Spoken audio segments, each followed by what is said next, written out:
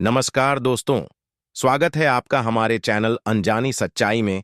आज हम आपकी महिला नागा साधु की एक अद्भुत यात्रा के बारे में बताने जा रहे हैं। कई सालों से हमने पुरुष नागा साधुओं के बारे में सुना है, जिनकी कड़ी तपस्या, योग और साधना से समाज में खास पहचान बनी है। लेकिन क्या आप जानते हैं कि महिला नागा साधु भी होती हैं? महिलाएं भी गृहस्थ जीवन को छोड़कर ईश्वर की भक्ति और साधना में अपने जीवन को समर्पित करती हैं। वे पुरुष नागा साधुओं की तरह ही एक कठिन यात्रा पर निकलती हैं, लेकिन उनकी यात्रा में कुछ अलग और विशेष बातें होती हैं। वर्ष 2013 में इलाहाबाद कुंभ मेले में पहली बार महिला नागा साधु अखाड़े की पहचान बनी। दिव्या गिरी, जिन्होंने पहले मेडिकल टेक्नीशियन की पढ़ाई की थी, महिला नागा साधु बनने वाली पहली महिला थीं। उन्होंने जूना अखाड़े के तहत नागा साधु बनने की दीक्षा ली और समाज को यह दिखाया कि महिला साधु भी अपनी साधना और भक्ति में किसी से कम नहीं होती। कौन होती हैं महिला नागा साधु? महिला नागा साधु भी सांसारिक जीवन को त्याग कर ईश्वर के ध्यान में रमी रहती हैं। वे मोह माया, रिश्तों और सांसारिक सुखों से परे केवल भक्ति और साधना के मार्ग पर चलने वाली महिलाएं होती हैं। पुरुष नागा साधुओं की तरह ही वे भी अन्न, जल और अन्य भौतिक सुखों से परे होती हैं। उनका जीवन केवल भगवान के ध्यान और साधना में समर्पित होता है। वे शांति, तपस्या और साधना के जरिए अपने आत्मिक उन्नति की ओर अग्रसर होती हैं। महिला नागा साधु दिगंबर अवस्था में नहीं रहती। वे वस्त्र पहनती हैं, लेकिन उनके वस्त्र विशेष प्रकार के होते हैं।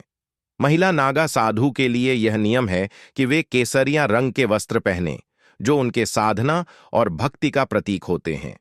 लेकिन यह वस्त्र बिना सिलाई के होते हैं, यानी यह एक प्रकार से ढीला ढाला होता है, जिससे उनकी शारीरिक स्वतंत्रता बनी रहती है। क्या होती है महिला नागा साधु बनने की प्रक्रिया? महिला नागा साधु बनने की प्रक्रिया बहुत ही कठिन होती है। इसे प्राप्त करने के लिए महिला को पहले अपनी गृहस्थी की जिम्मेदारियों से मुक्त होना होता है, या फिर वह पहले ही गृहस्थ जीवन से मुक्त हो चुकी होती है। एक महिला को नागा साधु बनने के लिए 10 से 15 साल तक ब्रह्मचर्य का पालन करना होता है।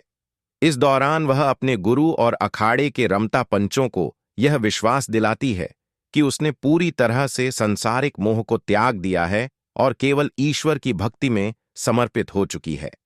महिला नागा साधु बनने से पहले वह एक विशेष मुंडन संस्कार करती है। इसके बाद उसे अपने पिंडदान का कार्य भी करना होता है, जो उसकी पवित्रता और साधना का प्रतीक होता है। यह प्रक्रिया उसके पुराने जीवन के त्याग और नए जीवन की शुरुआत को दर्शाती है। महिला को नागा साधु बनने के बाद एक नया नाम दिया जाता है। यह नाम उसके जीवन के नए उद्देश्य और उसकी साधना को दर्शाता है।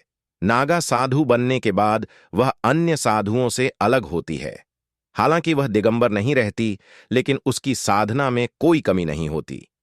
वह अपने शरीर को केसरिया वस्त्र पहनकर शुद्धता और तपस्या की प्रतीक बन जाती है। महिला नागा साधु अपने जीवन के हर पहलू में कठोर अनुशासन और साधना का पालन करती है। वह सुबह ब्रह्म मुहूर्त में उठकर शिवजी का जाप करती है और दिन भर भगवान की स्तुति और ध्यान में रहती है। उसे फल, जड़ी बूटी, कंदमूल आदि से ही अपना पोषण मिलता है। उसके जीवन में एकमात्र उद्देश्य ईश्वर की आराधना और साधना होती है। महिला नागा साधु के लिए वस्त्र बिना सिलाई के होते हैं, जिससे उन्हें पीरियड्स के दौरान कोई समस्या नहीं होती। यह उनके साधना जीवन के साथ साथ शारीरिक स्वच्छता और स्वतंत्रता का भी एक हिस्सा है। यह पहलू उन साध्वियों के जीवन को बहुत सरल और सहज बनाता है, क्योंकि शारीरिक कारणों से साधना में विघ्न नहीं आता। कुंभ मेला जैसे बड़े धार्मिक आयोजनों में भी महिला नागा साधु पुरुषों के बाद स्नान करती हैं, जो उनके भक्ति और तपस्या के प्रतीक के रूप में देखा जाता है। महिला नागा साधु बनने के बाद उन्हें विशेष सम्मान प्राप्त होता है।